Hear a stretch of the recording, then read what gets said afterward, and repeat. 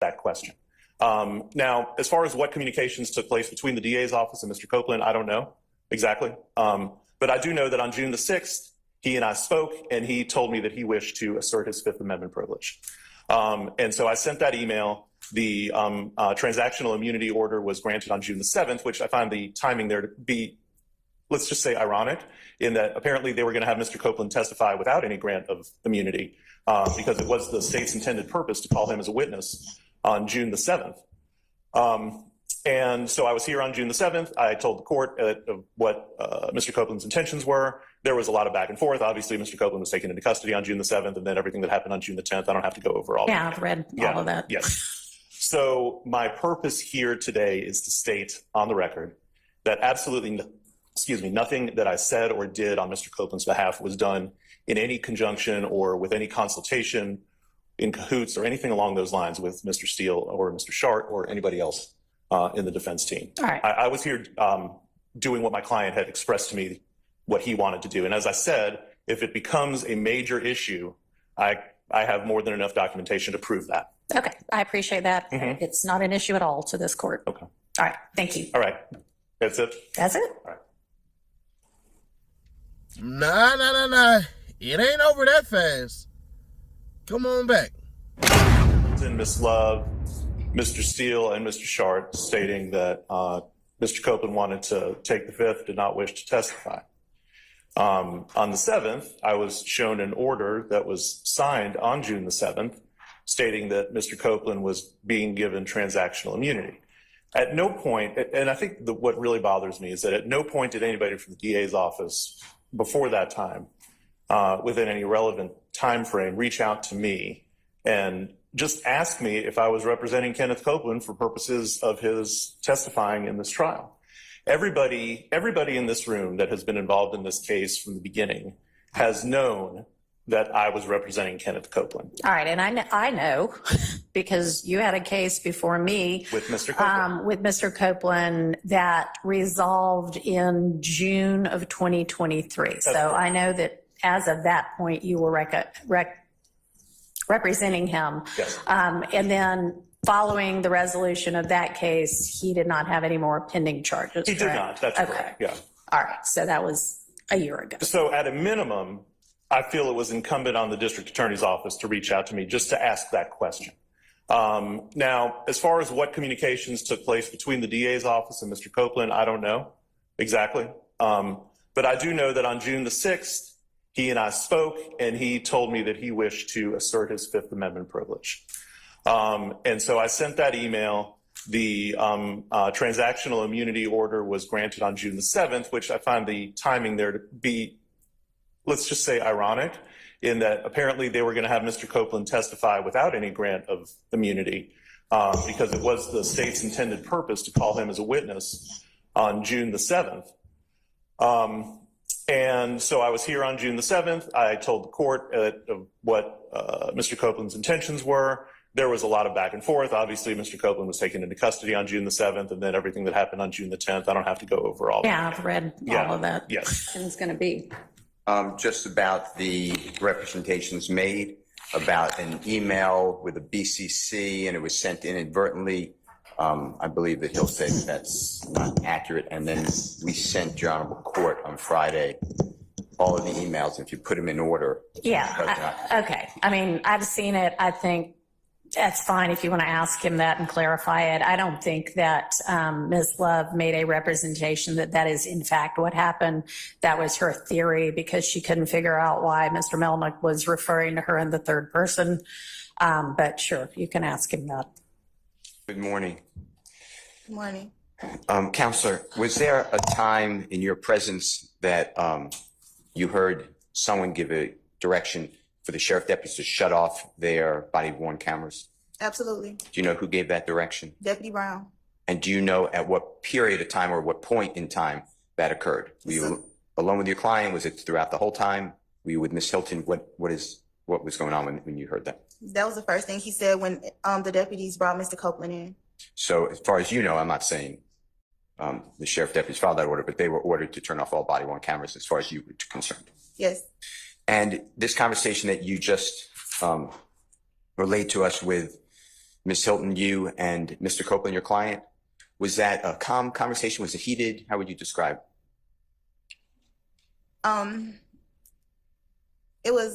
We had been in there for 2 hours. It was a high level of emotional tension, if that's a thing.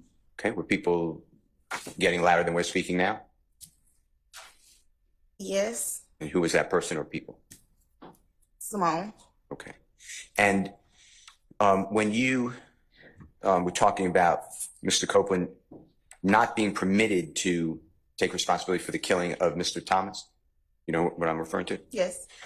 Did Mr. Copeland in any way take responsibility for that killing that day to Ms. Hilton?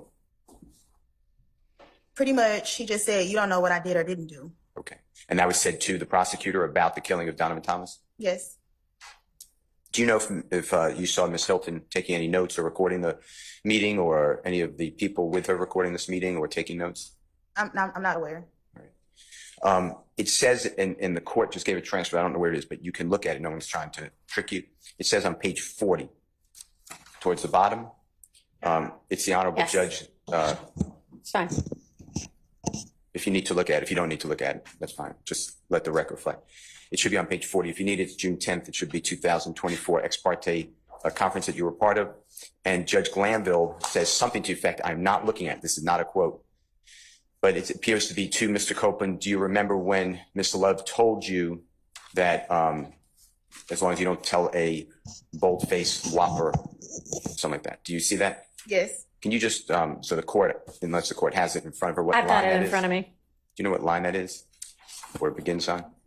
12. Okay. Well, 9, but 12 specifically what you're referencing to. I couldn't hear the last part.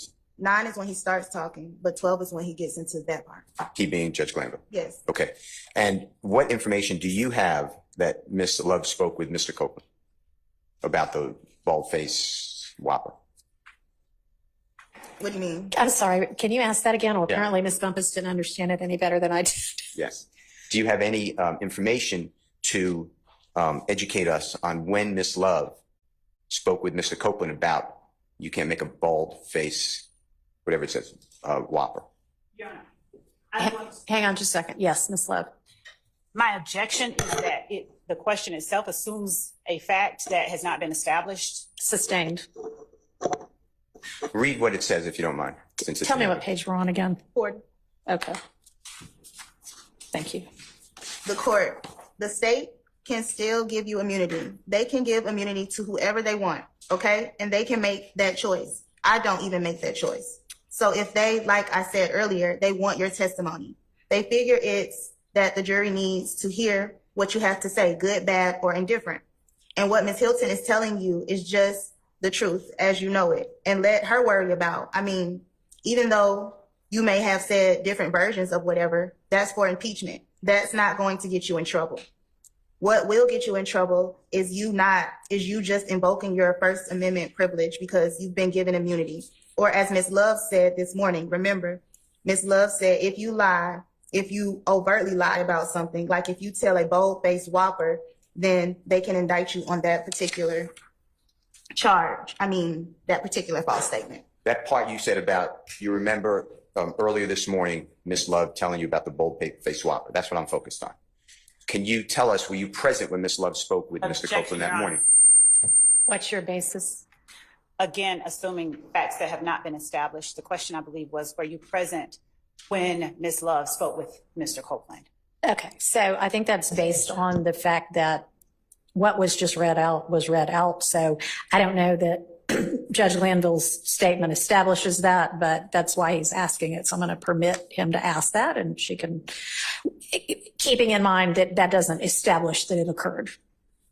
Ask it as a more conditional question, I guess. Do you have any information how that came about, if it occurred at all? So the meeting was really long and a lot happened. I can't remember if Ms. Love was ever in the room at the same time as Mr. Copeland. So I don't remember them being in the room together. And if they were, they did not have any communication. Statement before or while Investigator Long is taking Yes. the witness stand. I am specifically objecting to the proffer of Ms. Love always. But in addition, Ms. Love said that me and other people who represent people, God forbid, accused of these acts knew already about the ex parte meeting and what occurred and the contents therein, and that is just false. That is just false. That was not testified to by Ms. Bumpkus. What she said was they knew that a meeting occurred. No one said contents. Actually, my recollection is that I asked her specifically that question. Did you share the off the record portions as well? And that she said, yes, she did. I agree with that. Ms. Love said that before meeting with Ms. Bumpkus, that me and other lawyers or people on the defense side knew about what was said at that hearing, and that did not happen. That's totally irrelevant. So I appreciate it, but I wasn't even accepting that as any kind of a proffer of hers. But yes, so noted, and that's fine.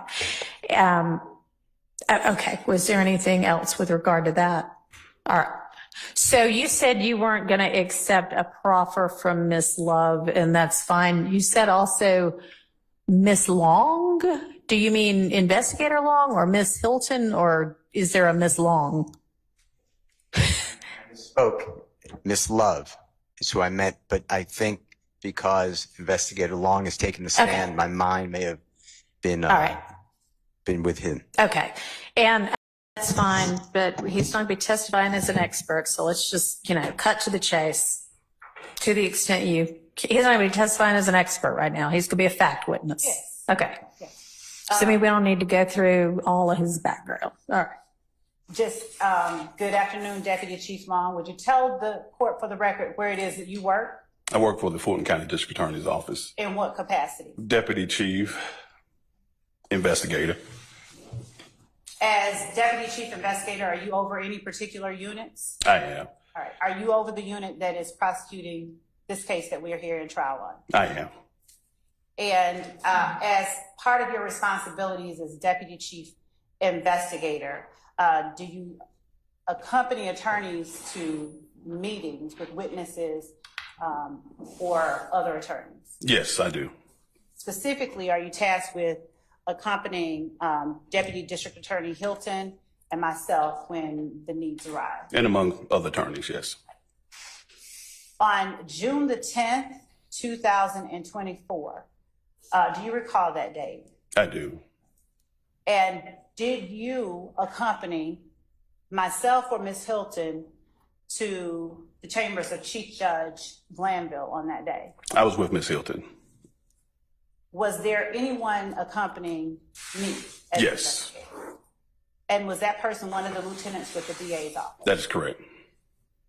While as Deputy Chief Investigator, do you give instruction to lieutenants and investigators regarding how they are to keep the lawyers in line and keep their eyes on the lawyers? Yes, I do. I give guidance and counsel in reference to that.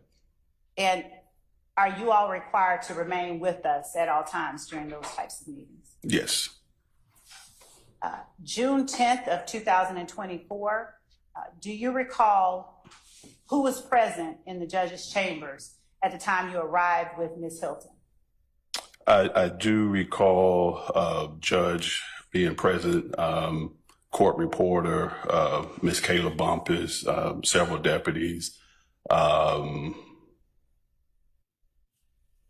with Kendra Copeland, and myself and Ms. Hilton.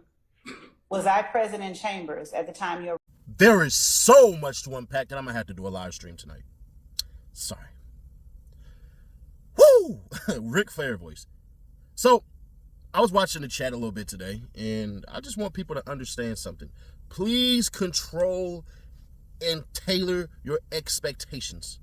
What are you talking about, Nash? Well, let's do it this way. What was the purpose of Melnick being there? Melnick being there was, let me put stuff on the record. Because all it was an attack on character. Now, can we definitively say that Melnick was Woody's attorney the whole entire time? Yeah. But based off the evidence that Miss Love presented, you could definitely say, nah. That's what was supposed to happen on the prosecution side. So I don't want people getting pissed off at Melnick for not doubling and tripling down and getting all fiery and all that. That's not what he was supposed to do. Y'all, some of y'all mad at Caleb Bumpus. How? She set it up that, bruh, the Brady material was, Lil Woody said, I got information on that Infinity about somebody who ain't even in here. And then Ms. Hilton basically shrugged it off and said it's okay. That was the dismissal right there. So she did her job. Everything else doesn't matter. I think the problem with certain people is they expect us, and I'm not saying us, me, I'm meaning other people. Let me rephrase that. They expect other people to be as sharp as others. It's not the case. It's just not. So when y'all heard Melnick talk, there was no and stuff like that and everything. Melnick more than likely was sitting there talking with people and knew exactly what he was going to say and how they were going to preface this and go ahead and do what he was going to do. He absolutely hates Adrian Love, so he knew the only routes in which she could go. He said it. He's been doing this for 30 years. Caleb Bumpus has not been doing this for 30 years. And some of y'all go, man, you just defended her because you like her or y'all cool and y'all homies and all that and everything like that. No. Because I can't give Caleb Bumpus an A. I had to give her at max a B minus, C plus. Because it's the presentation. It did look a little shaky. There were certain times where she should have just basically just raised her voice a little bit and not use certain things, but she had to think. So she had to be truthful. I had to go back. When y'all realize it, this is stuff that happened 2 months ago, and you got to kind of prep yourself. Y'all don't know what questions are going to be asked. She gave them enough to get a mistrial. What more do you want? So there's that. But god damn, the prosecution played dirty today. Ain't nobody in this... Hold on. Ain't nobody believe that goddamn cop. At all. Let's think about it this way. If Caleb Bumpus or Melnick are lying, disbarred. Can't be a lawyer no more. At max, if that cop is lying, immunity? Nah. Fired? Yeah. But there's so many other counties, he can go get another job. That cop was 100% lying. And the judge, bruh, I ain't gonna hold you. She was bossing up on everybody today. Y'all can get mad at her for saying y'all a lot and cackling and laughing and all that stuff. But bruh, she was over there asking questions and all that crap.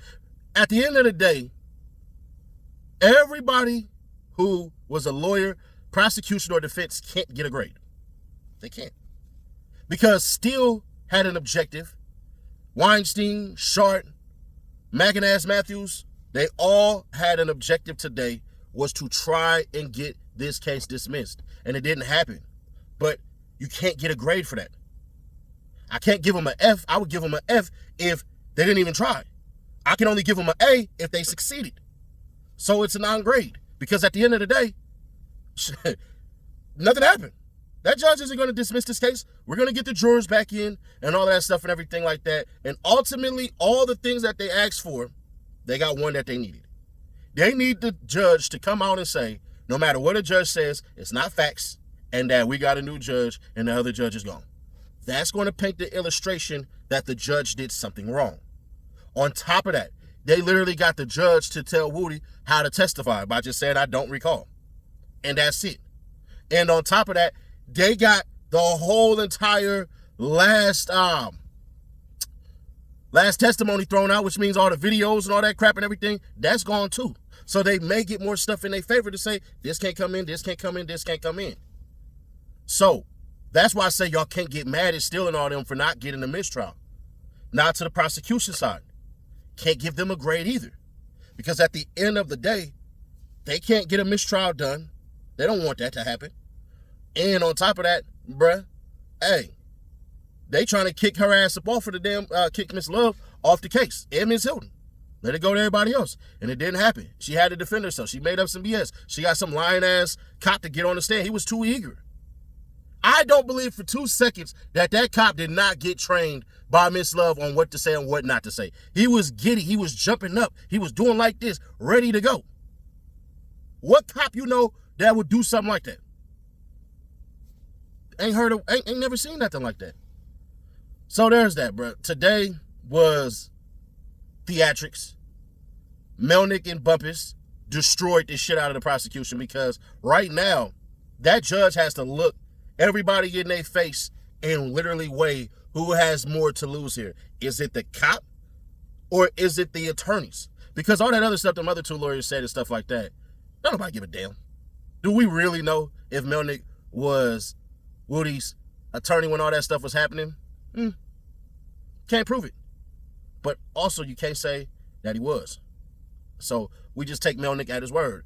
And I ain't gonna lie, but that judge don't like Miss Love. I don't care. I think I want to know from y'all, who do y'all think is gonna file motions first against this judge? Will it be the defense or the prosecution? Because I ain't gonna hold you. I think the prosecution is gonna file a couple of motions on her on how she's being biased towards the defense a little bit. I personally don't believe so. I think she's more in the consoling role, like, here's me trying to be fair and stuff. But I ain't gonna lie, she got a little bias towards the defense, and I ain't tripping. But we'll do a live stream tonight, man. We'll get more detail. We'll get a lot more clips. But, bruh, I ain't gonna hold you. If I really did this video how I wanted to, but this video would have been like 1 hour and 10 minutes long. 1 hour and 10 minute video on top of a live stream. Nobody got that type of attention, and I'm not that goddamn important. But subscribe, turn on bell, stay notified, share to keep your people aware. We are 17K away from that $1,000 giveaway. And then after that, every 10K we get from that, $100 right there every single time. So all you got to do, just be subscribed and comment on everything, whether you like what I say, whether you didn't like what I say. And make sure, keep the cussing down. I'm tired of having to go through and having to approve messages. Make my job easier. Thank you.